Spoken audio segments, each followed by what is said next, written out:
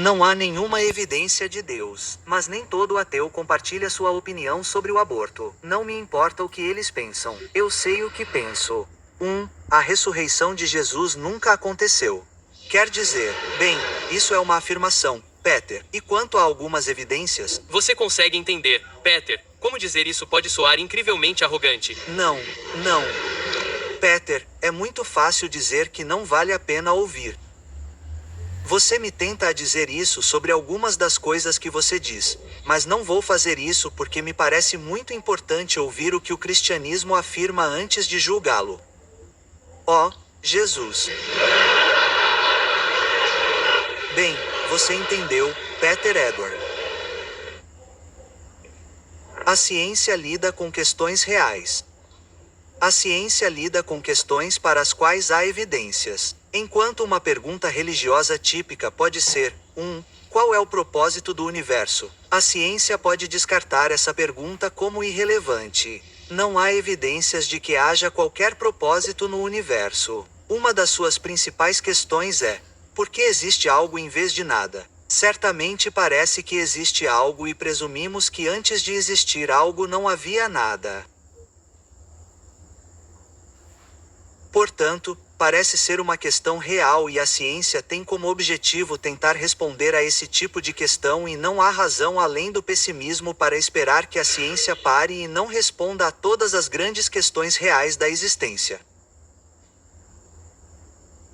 Muito obrigado. Portanto, um enfático sim à ideia de que, em princípio, a ciência pode explicar tudo o que vale a pena explicar nesse sentido. Então, John, mesma pergunta para você. A ciência pode explicar tudo? Você ficará surpreso com o quanto concordo com Peter, porque a definição de ciência que ele nos ofereceu, que é coletar evidências, fazer observações, se é isso que queremos dizer com ciência, e é o antigo significado de ciência antes do século XIX.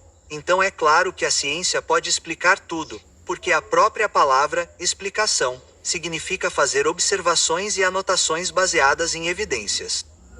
Portanto, minha resposta curta é: se aceitarmos a primeira definição de Peter, concordo totalmente com eles. A ciência, por definição, explica tudo.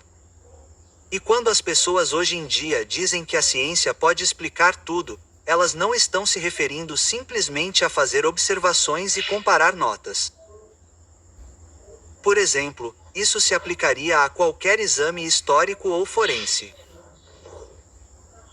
E minha fé como cristão é baseada precisamente no tipo de raciocínio científico que Pedro nos apresentou. Deixe-me dizer, a propósito, que, da perspectiva cristã, Lucas, o escritor do terceiro evangelho, nos diz que esse era exatamente o seu método. Ele consultava pessoas, ele fazia observações e depois as reunia. Então, chamaremos isso de ciência 1. O que está em jogo hoje é a questão de se as ciências naturais podem responder a todas as perguntas e, aí, acho que isso simplesmente não é o caso. O ganhador do prêmio Nobel, Peter Medawar, disse: fazemos um desserviço à ciência natural, se achamos que ela pode responder a quaisquer perguntas. E ele se referiu às perguntas básicas de Karl Popper, as perguntas de uma criança. De onde eu vim? Para onde vou? Qual é o sentido da vida? Aspas, a ciência natural não responde a perguntas como essa, e acrescentou: é na religião, na filosofia e assim por diante que devemos recorrer para responder a essas perguntas. Acho que a ciência é imensamente poderosa. É imensamente emocionante e revela muito sobre o nosso universo. Mas tenho um problema em ir longe demais. Sou matemático e me interesso bastante por lógica. E você sabe que se dissermos que a ciência pode explicar tudo ou que a ciência é o único caminho para a verdade, como costuma ser dito, bem, isso não é uma declaração de ciência, é uma declaração de crença. E, portanto, se for verdade, é falso. Talvez seja muito cedo para uma lógica como essa, mas há um enorme problema lógico. Para resumir minha posição, a ciência é poderosa. Suas metodologias são extremamente importantes também na esfera da história, da ciência forense e na esfera da religião. Mas terei cuidado aqui porque Peter está certo muitas vezes em sua crítica à superstição, à mitologia e ao absurdo. E a ciência ajudou a esclarecer algumas das coisas sem sentido que às vezes as pessoas religiosas professam. Mas o que realmente me torna, de certa forma, muito a favor da fé cristã é que, desde o início, ela afirma ser baseada em evidências. E a principal evidência é, claro, como você provavelmente sabe, a ressurreição de Jesus Cristo. Então, acredito na metodologia de Peter. Eu a uso o tempo todo. Mas, de alguma forma, ele sente que um cristão como eu não usa essa metodologia dentro da minha própria fé cristã. Último ponto, acho que a explicação. A ciência pode explicar tudo? Precisamos descobrir o que queremos dizer com a palavra explicação. Por exemplo, a lei da gravidade não explica a gravidade. Ela nos diz uma matemática maravilhosa de que podemos calcular a maneira como os corpos pesados se movem em relação uns aos outros. Mas mesmo quando dizemos que a ciência explica, muitas vezes ela não explica de forma abrangente. E eu só quero fazer uma analogia muito simples, que considero bastante útil, sobre água fervente. Como você explicaria a água fervente? Bem, você pode explicar isso falando sobre condução de calor e agitação de moléculas de água. Você também pode dizer que a água está fervendo porque eu gostaria de uma xícara de chá. Agora, essas duas explicações são muito diferentes. Elas não entram em conflito. Elas se complementam. Uma é uma explicação científica natural, mas a outra é uma explicação em termos da intenção e propósitos de um agente. E Peter disse claramente que a ciência não se encaixa nesse tipo de propósito. Mas isso não significa que esse tipo de propósito não exista. Na verdade, as pessoas apreciam chá há milênios antes de saberem qualquer coisa sobre a teoria do calor na física. Então, o que quero dizer é o seguinte: a explicação de Deus é diferente da explicação da ciência. Deus não compete com a ciência como explicação do universo. Assim como Henry Ford não compete com a física como explicação do automóvel. Certo, obrigado. Ótimas declarações introdutórias de ambos. Bem, há muito absurdo para o trabalho de hacker. Esta pode ser a frase da noite. Sim. Vamos para o que você chamou de o cerne da sua abordagem, que é a ressurreição de Jesus nunca aconteceu. Quero dizer, bem, isso é uma afirmação, Peter. E quanto a algumas evidências? Bem, e quanto a algumas evidências de que isso realmente aconteceu? Além de pessoas que estão escrevendo evangelhos 80 anos depois do evento sobre o qual elas supostamente estão falando? Não, claro que não aconteceu. Como poderia acontecer? E a ciência, eu acho, poderia até mesmo ir tão longe a ponto de dizer que isso simplesmente não poderia acontecer. Quando você tem um corpo morto, ele está se decompondo imediatamente. Não há como ele se reconstituir de alguma forma. É um absurdo. E eu aceito que isso é o fundamento da fé cristã. Isso não significa que seja verdade. Então vamos descartar isso como algo que simplesmente não tem nenhuma evidência de qualquer credibilidade. Antes de descartarmos, vamos ouvir uma resposta de John porque, obviamente, esta é uma questão importante. O que conta como evidência e o que de fato você sabe?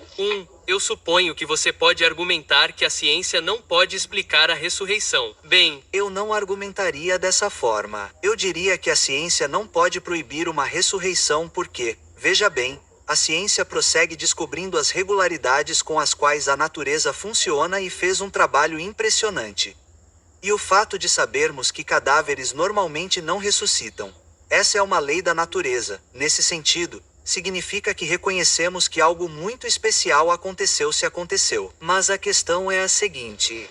C.S. Lewis contou uma pequena analogia há muito tempo. Se eu ficar em um hotel esta noite, colocar 100 libras em uma gaveta e fizer o mesmo amanhã à noite, haverá 200 libras nela. 1 mais 1 é igual a 2. Se na terceira manhã eu encontrar 50 libras, o que digo? Que as leis da aritmética foram quebradas ou as leis da Inglaterra? Claramente digo que as leis da Inglaterra foram quebradas. Como eu sei? Porque as leis da aritmética não foram quebradas. É o nosso reconhecimento do que normalmente acontece que nos ajuda a ver uma exceção.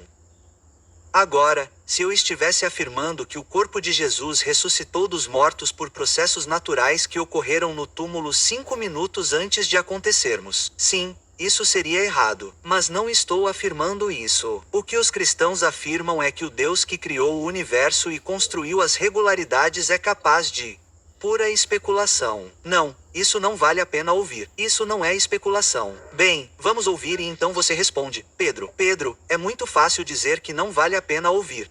Você me tenta a dizer isso sobre algumas das coisas que você diz, mas não farei isso porque me parece muito importante ouvir o que o cristianismo afirma antes de julgá-lo. E o que é afirmado é que o Deus que cria o universo e o sustenta não está sujeito a leis como se fossem leis de uma terra.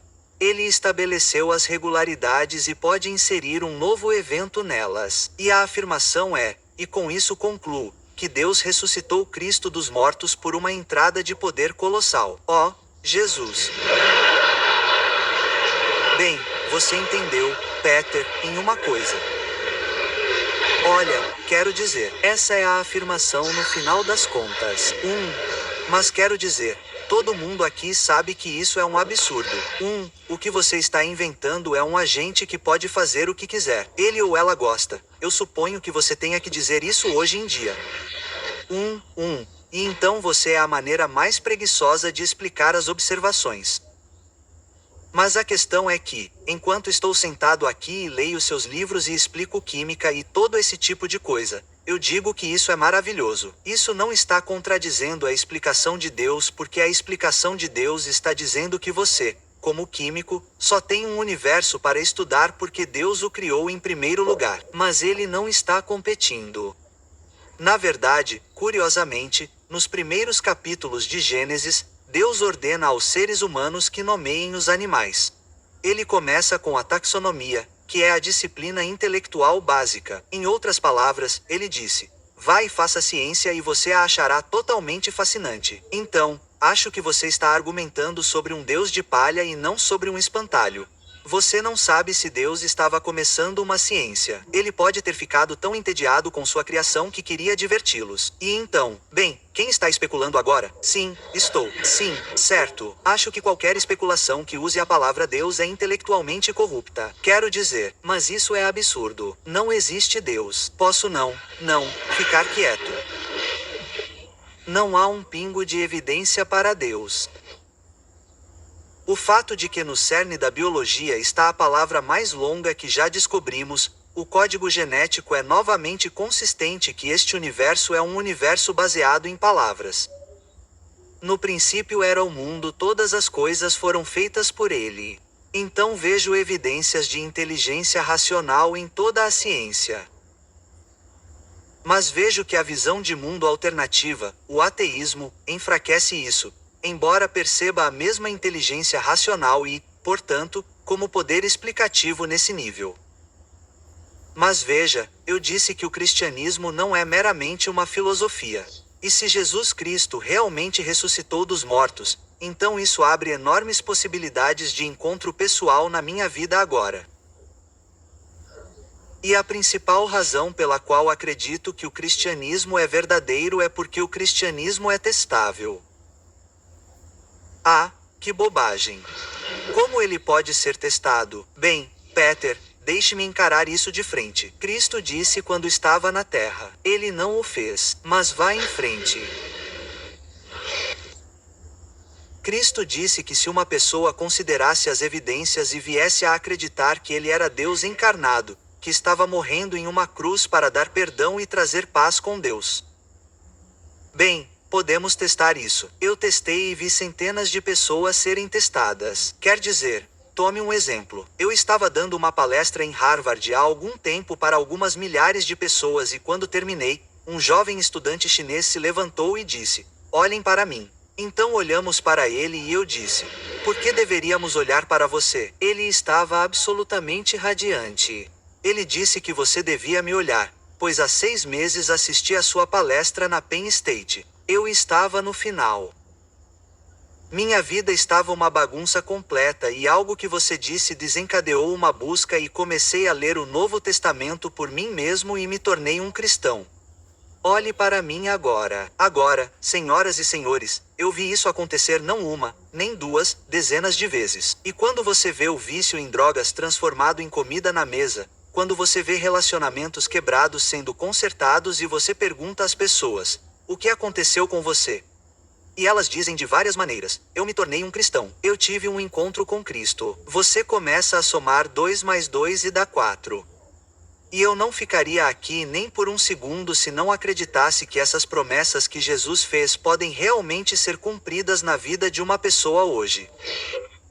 E isso é imensamente importante para mim. A testabilidade do relacionamento cristão com Deus é um tipo de testabilidade que você deve deixar para os psicólogos e psiquiatras, eu acho, mas eu não me importo com os psiquiatras. O que você quer dizer com deixar para eles?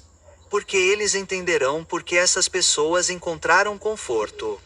Vamos aceitar que pode ser conforto, mas isso não prova que seja errado, Peter, usar seu argumento. O fato de o cristianismo trazer conforto não é uma evidência contra ele. Pode muito bem ser uma evidência a favor. Se trouxesse desconforto e arruinasse a vida das pessoas, muito desconforto. Pergunte a John Alfart, por exemplo. Você está levantando outra questão e eu sou irlandês. Sou muito sensível a essa questão e posso abordá-la se você quiser.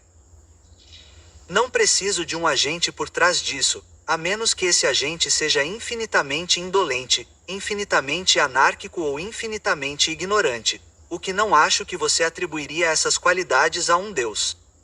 Portanto, não preciso de um Deus para explicar este mundo. Obviamente, não temos tempo para entrar na totalidade do que você escreveu naquele livro, mas a frase que realmente me impressionou no livro foi que você disse em algumas ocasiões que o nada se transformou em algo. Essa foi a maneira pela qual o universo, que é claramente algo, surgiu do nada. Agora, você mencionou isso antes, John. Bem, parece um absurdo para mim. E sabe, Peter, o que você quer dizer com nada nesse contexto? Quero dizer a ausência de espaço-tempo. Ou você quer dizer o que a maioria de nós quer dizer, ausência de qualquer coisa. É isso que eu quero dizer com o que eu disse. Certo, certo. Bem, eu me interesso muito por nada. Na verdade, dou palestras sobre nada ultimamente. E tive a oportunidade de entrar em uma discussão como essa e estava cercado por especialistas. Provavelmente o cosmólogo mais famoso do mundo. E fiz algo que nunca costumo fazer. Eu disse que gostaria de fazer a primeira pergunta. Então eu disse, Alan, olha, há muito o que fazer sobre o nada. E eu quero te fazer uma pergunta. Quando você, como cosmólogo, usa a palavra nada, você quer dizer o que todos nós queremos dizer com ausência de qualquer coisa? Ele disse, não fazemos isso. Bem, ele estava errado. Ele deveria, porque, bem, presumivelmente, se houve uma criação, vamos tentar falar na sua própria linguagem. Se houve uma criação, então presumivelmente o algo que agora vivenciamos foi precedido pela ausência de algo, e presumo que podemos chamar a ausência de algo de nada. Então, presumivelmente, na criação, de alguma forma, absolutamente nada se transformou em algo, por princípios de indolência e não ignorância, e esses não vêm depois. Entendo. Preciso ler isso. Veja, Peter, desculpe-me por me pegar no flagra, mas acho que vou direto ao ponto. Deixe-me terminar. Então, presumivelmente, você acha que se não havia absolutamente nada e isso se transformou em absolutamente algo, houve um agente envolvido em causar isso. Isso é a criação? Eu não colocaria dessa forma. Eu diria que o universo vem do nada físico, mas não vem do nada. Deus não é nada. Na verdade, vemos tudo de cabeça para baixo.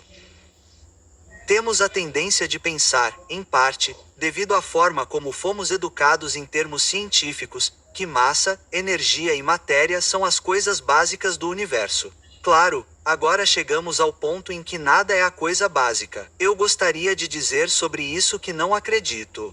Mas, em segundo lugar, Deus não é físico. Deus é espírito. E as coisas fundamentais no universo são mente e espírito. Não é material. Então, se eu pudesse terminar, o universo vem do nada físico. Mas ele não vem do nada. Ele vem de Deus que o criou. Haja luz e houve luz. E essa é a minha posição. E essa não é uma posição que você acredita que entra em conflito com a ciência que conhecemos do Big Bang. De forma alguma. O Big Bang é maravilhoso porque ele simplesmente nos diz que houve um começo e a ciência se juntou à Bíblia com a Bíblia na década de 1960. Porque a ciência estava ligada a Aristóteles por séculos, acreditando que havia um universo eterno. Agora acreditamos em um começo. Não importa se você quer dizer o começo do multiverso ou do universo. porque os teoremas matemáticos mais recentes de Guth, o homem que acabei de mencionar, Valenin e Bohr, dizem que há um começo absoluto. A Bíblia diz isso há séculos. Acho que você está disposto a aceitar essa ideia de um começo absoluto, Peter, mas... Com cautela. Quero dizer, pode ser que o tempo seja circular.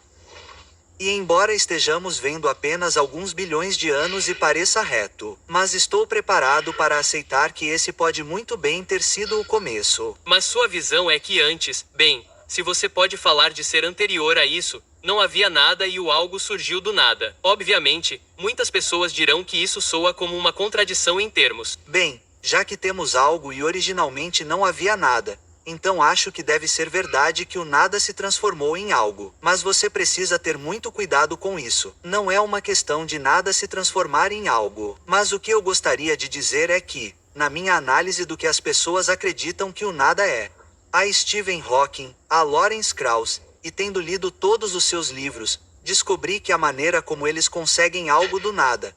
Eles não estão dizendo que você está fazendo isso, Peter, porque preciso investigar seu livro, é redefinindo o nada, o que é uma desculpa muito inteligente. Lawrence Krauss, na página 5 de seu livro, Um Universo do Nada, diz o seguinte: como algo é físico, nada deve ser físico, mesmo que você o defina como a ausência de algo. Bem, isso é bobagem. Sim, acho que isso é bobagem. Ah, isso é ótimo. Temos algum acordo. Ah, isso é muito bom. Vamos para algumas perguntas. Foi muito divertido estar no meio desta conversa, mas recebemos muitas perguntas por mensagem de texto, então realmente precisamos responder a algumas delas. Acho que esta é realmente interessante. Que novas evidências seriam suficientes para levar os palestrantes a adotar a visão oposta? Então, se eu perguntasse a você, Peter, se há algum tipo de evidência que John poderia apresentar que realmente o faria mudar de ideia e pensar que talvez exista um Deus. Eu acho isso muito interessante. Eu já me fiz essa pergunta antes. Sabe, há alguma evidência que me faria cair no campo da crença? E então eu simplesmente não consigo pensar em nenhuma. Acho que se eu dissesse a mim mesmo que se eu concordasse com alguma evidência, isso mostraria que eu simplesmente enlouqueci. Certo. Então é uma pergunta séria, mas não acho que possa haver nenhuma evidência. Você está dizendo que sua posição é infalsificável nesse sentido? Sim. Porque, mesmo se houvesse, se eu estivesse de pé, você sabe, ao pé de uma cruz e visse a ressurreição diante dos meus olhos, eu diria que foi uma alucinação. É uma extensão do argumento de Davi e Hume aqui. Você quer fazer um comentário primeiro sobre o fato de que para Pedro não há literalmente nada que possa convencê-lo de que... Bem, estou muito interessado no que ele disse no final, que ele acreditaria que foi uma alucinação. E ele mencionou para mim antes que o psicólogo trabalharia no que eu digo, mas eles trabalhariam no que ele disse. E uma das evidências para a ressurreição de Jesus, na verdade, é o trabalho que os psicólogos fizeram para apontar que não poderia ter sido uma alucinação. Ele foi visto por mais de 500 pessoas ao mesmo tempo, em diferentes momentos do dia ou da noite e todo esse tipo de coisa. Mas há coisas que me fariam mudar de ideia. Certo, eu me juntei a Pedro. Se você pudesse me dar evidências de que os escritores dos evangelhos, por exemplo, como Lucas, não eram autênticos. Se você pudesse me dar evidências de que há uma explicação realmente convincente de que Jesus não ressuscitou dos mortos. Se você pudesse me mostrar que todas as experiências que tive na vida com minha família e com outras pessoas eu definitivamente atribuiria à atividade de Deus, então eu estaria preparado para considerar. Mas essas evidências cumulativas na minha vida são tão grandes que não acho que seja provável que aconteça. Mas tenho que estar aberto a isso. Por quê? Porque vejam, senhoras e senhores, porque venho de um país muito religioso. Fui acusado esta noite da mesma coisa. É claro que vocês acreditam nessas coisas. Vocês são irlandeses, é a velha explicação freudiana. Então, o que eu fiz? Passei a vida inteira abrindo meu compromisso cristão para o oposto. É exatamente o que estou fazendo esta noite. E passei minha vida fazendo isso. Muito disso na Rússia, aliás, onde você encontra um ateísmo realmente radical e fazendo isso, questionando constantemente minha própria posição, confirmou minha posição. Agora, Peter, você questiona constantemente sua própria posição? Ou você não vê razão para fazer isso? Não vejo razão para isso. Sim, bem, vejo uma grande razão para fazer isso porque não quero ser enganado. Mas vejo em você um grande exemplo do poder do condicionamento cultural que ocorre durante a infância. Bem, Peter, eu poderia argumentar o mesmo. Veja, o argumento freudiano que diz que a religião é a realização de desejos funciona brilhantemente se não houver Deus. Mas veja, eu gostaria de argumentar que se há um Deus, o ateísmo de Peter pode ser igualmente bem explicado como a realização de desejos, o desejo de nunca ter que encontrar Deus. O argumento freudiano não lida com a questão básica. Existe um Deus ou não? Então eu simplesmente penso, mas veja, eu quero entender o funcionamento do mundo deste lado do túmulo. Eu também. Você parece querer entendê-los do outro lado. Mas por que não de ambos? Peter, é um universo maior do que apenas este lado do túmulo. Porque não há nada do outro lado. Mas isso é apenas uma afirmação. Não, é a falta de evidências. Bem, vamos para outra pergunta. Esta é muito interessante. Sou um cientista e ateu de longa data, aceitando o desafio como cientista de seguir as evidências para onde elas nos levam. Ao longo de muitos anos, convenci-me de que há boas evidências que apontam para um Criador todo-poderoso, transcendente e atemporal. Mas não consigo conciliar isso com o que sinto. Meus instintos e minhas emoções dizem que não pode ser. É impossível. Alguém de vocês acha que é possível resolver tal dissonância? Como vocês procederiam de cada perspectiva? Então, eles se sentem atraídos em ambas as direções. Isso é absolutamente intrigante para mim. Por quê? Esta manhã recebi uma carta de uma pessoa muito instruída, com doutorado e pesquisa muito avançada, que me fez exatamente a mesma pergunta. Exatamente a mesma pergunta. Venho do ateísmo do tipo Dawkins, e agora me sinto terrivelmente atraído e me pergunto isso. Parece tão estranho. Como posso resolver isso?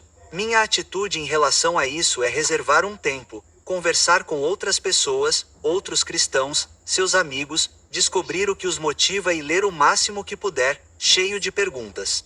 Algo como o Evangelho de João e assim por diante. E acredito que, eventualmente, podemos resolver essas questões. Mas está claro que muitas pessoas se sentem assim. E eu acho maravilhoso se você chegar até aqui. E, em certo sentido, elas podem ser resolvidas. Mas, com muitas dessas coisas, o problema que temos, especialmente em nossa cultura contemporânea, é a questão do comprometimento. Veja, o ceticismo é algo maravilhoso. A palavra grega significa observar à distância. E alguns de vocês observarão os parceiros à distância. Mas vocês sabem tão bem quanto eu que, para ter um relacionamento significativo, é preciso abrir mão da distância. Se você quiser me conhecer, mais cedo ou mais tarde terá que abrir mão da sua distância e eu terei que abrir mão da minha distância. Mas, se formos sensatos, não faremos isso sem evidências. E, portanto, é uma questão do maior comprometimento de todos, como acredito que seja, que é com Cristo. Dar esse passo de comprometimento é difícil para algumas pessoas, mas, no final das contas, é a única maneira de testar se a coisa funciona. Você tem algum conselho para esse ateu de longa data que diz estar se sentindo repentinamente renascido? É, como o de John, mas com um tom um pouco diferente. Achei que sim. É para se apegar ao seu compromisso, mas é para se apegar ao seu compromisso com a racionalidade. Eu gostaria que ele se apegasse ao seu compromisso com a racionalidade. Claro, também. Você não pode ser racional e cristão, certo? Alguma resposta? Sim, Peter. Peter, sim, eu tenho uma resposta. O que você diria a um físico ganhador do Prêmio Nobel que é cristão? Cresça. Bem, entre 1900 e 2000, 65% dos ganhadores do Prêmio Nobel eram cristãos. Sim, você consegue entender, Peter. Como dizer isso pode soar incrivelmente arrogante? Não. Vamos para outra pergunta.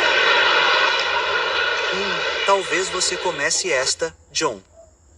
Por que Deus criaria ateus?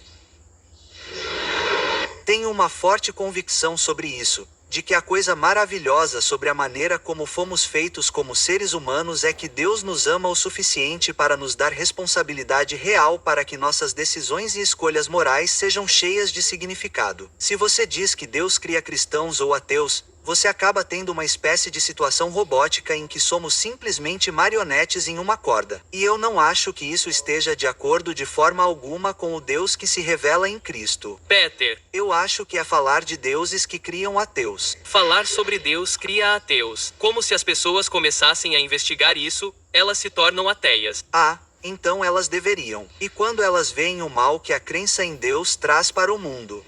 Bem, isso abre outra questão interessante. Aqui está alguém que pergunta: você concorda que a ciência fornece fatos e a religião fornece valores? O que você diz sobre isso, Peter? Bem, eu não sei o que são valores, francamente.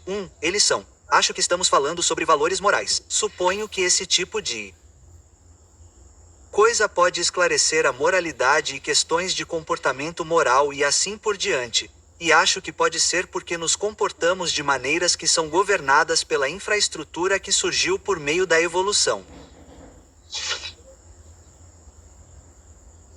Quero dizer, nós que estamos na Terra há cerca de 4 bilhões de anos evoluímos e encontramos maneiras de nos comportar, e chamamos isso de nossos preceitos morais atuais. Certo, mas você aceitaria a questão do fato de que a religião pode ser um fator que ajuda as pessoas a desenvolver esses valores morais, mesmo que você pense que isso tenha uma explicação científica? Pode ser pensar ao contrário. Imagino que, suspeito que muito do que Jesus disse ou de seus propósitos foi inventado para fazê-lo parecer um sujeito legal e alegre. E ele provavelmente era um sujeito legal e alegre, se é que ele realmente existiu. Então, acho que você sabe que a Bíblia é uma espécie de coleção, é um manual para enfrentar a vida.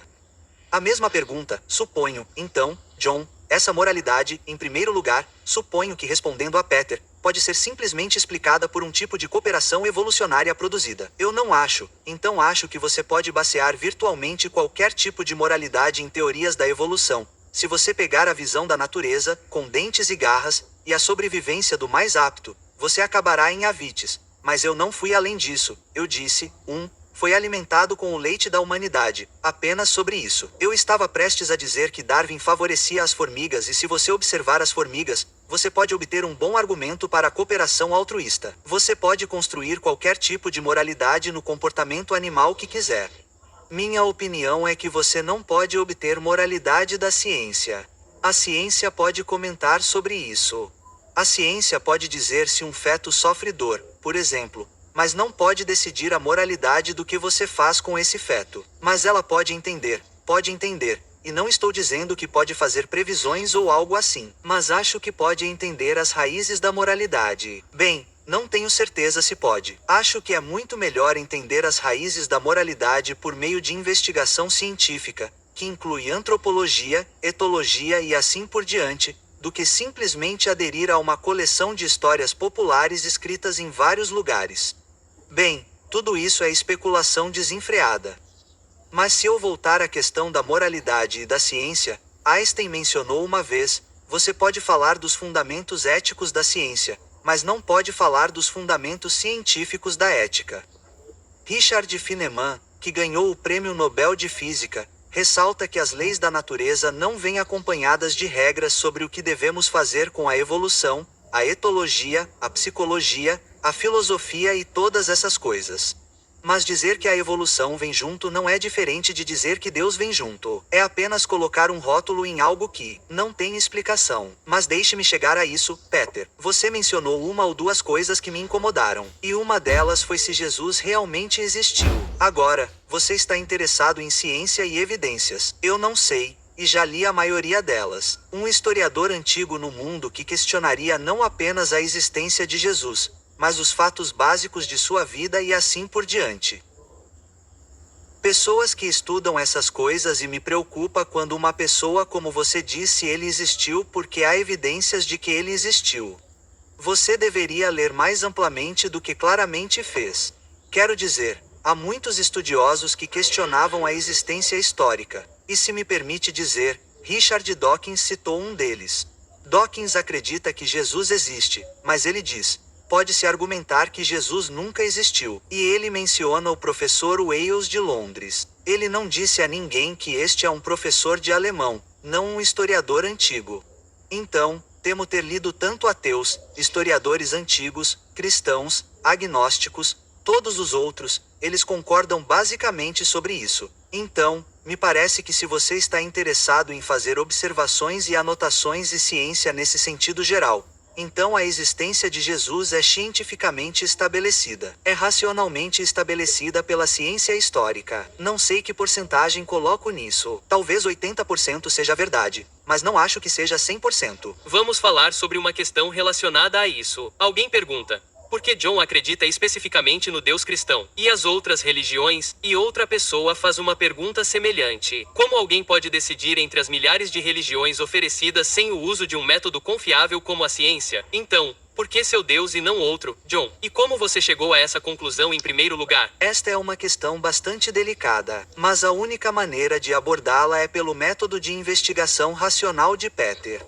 E veja, em um nível, vamos pegar as 3 religiões monoteístas. Mas antes que eu diga qualquer coisa, isso é importante. Você me ouviu dizer claramente que acredito que tudo o que você acredita, é feito à imagem de Deus e, portanto, de valor infinito. Em segundo lugar, você me ouviu dizer que acredito que há um elemento comum na moralidade.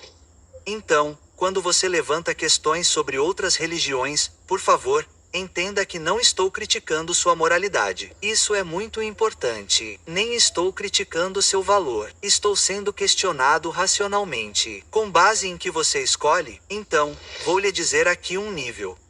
As 3 grandes religiões monoteístas, sua atitude em relação à ressurreição, perdoe-me, Pedro, se eu menciono isso novamente. Perdoe o trocadilho, não foi intencional. Meus amigos judeus acreditam que Jesus morreu e não ressuscitou. Meus amigos muçulmanos acreditam que ele não morreu. Eu acredito que ele morreu e ressuscitou. Essas 3 coisas não podem ser historicamente corretas ao mesmo tempo. Portanto, temos que fazer investigações exatamente da mesma forma que investigamos qualquer evento na história. Não podemos repeti-lo para ver o que aconteceu, mas podemos fazer uma inferência para a melhor explicação. E tudo o que posso dizer em uma resposta curta é que fiz essa investigação muitas vezes e cheguei à conclusão de que a explicação cristã é verdadeira. Mas há uma segunda explicação e é esta. Muitas vezes me pergunto viajando pelo mundo, como fiz, perguntando a pessoas de diferentes religiões o que elas querem dizer com religião e elas geralmente chegam a algo como a Universidade de Southampton no seguinte sentido. Você tem um exame de admissão na universidade, você entra e está a caminho, sendo ensinado por professores encantadores, e então você enfrenta o julgamento final, que é chamado de prova final. Você reconhece isso, certo? Agora, no seu caminho, os professores, por mais gentis que sejam, não podem garantir que você será aprovado no final. Por quê? Porque o princípio básico de um curso universitário é o mérito. Agora, muitos dos meus amigos, quando pergunto sobre religião, incluindo o cristianismo, dizem que é isso. Há uma cerimônia no início, talvez realizada em uma criança ou adulto, então você está a caminho, ou no caminho óctuplo, ou o que quer que seja, com os ensinamentos, e então você se depara com uma avaliação final. Mas os professores, os gurus e todos os outros, os padres, não podem garantir sua aceitação naquele julgamento final. Acho que posso dizer que... Achei que você acha que John ainda não chegou ao ponto final. Eu não cheguei ao ponto final. Cristianismo, se é isso que religião é, o cristianismo não é uma religião por uma razão muito simples. No cristianismo, a aceitação acontece no começo, não no fim. Agora, mencionei isso brevemente no caminho esta noite, e essa é a diferença espetacular. Eu, enquanto estou sentado aqui, não cheguei ao julgamento final, mas sei que sou aceito. Por quê? Porque sou muito bom. Não, por causa do que Cristo fez. E a essência absoluta do que é ser um cristão é que eu confiei nele. O que ele fez na cruz. Agora, isso pode parecer misticismo para você, mas deixe-me dizer o que é. O que ele fez ali significa que posso ser aceito no começo da jornada, o que faz uma diferença espetacular. Na verdade, você não faria isso se fosse uma questão de casamento. Imagine que eu peço uma garota em casamento e digo: olha, aqui está um livro de receitas. Ele tem regras. Você a segue muito bem pelos próximos 40 anos, e então eu te aceito. Bem, ela jogaria o livro na minha cara. Mas é isso que muitos de nós pensamos sobre Deus. As pessoas desistirem da religião não me surpreende. Você está acabado. Porque se torna uma tentativa servil de merecer aceitação quando Cristo está preparado para dar sua salvação como um presente gratuito. Então, não estou fazendo isso esta noite, por exemplo, para ganhar pontos com Deus. Estou fazendo isso porque Deus me aceitou e essa é a maravilha do cristianismo para mim. Bem, se eu puder ajudar John com uma resposta mais sucinta sobre por que ele é cristão, é simplesmente que ele foi criado na Irlanda.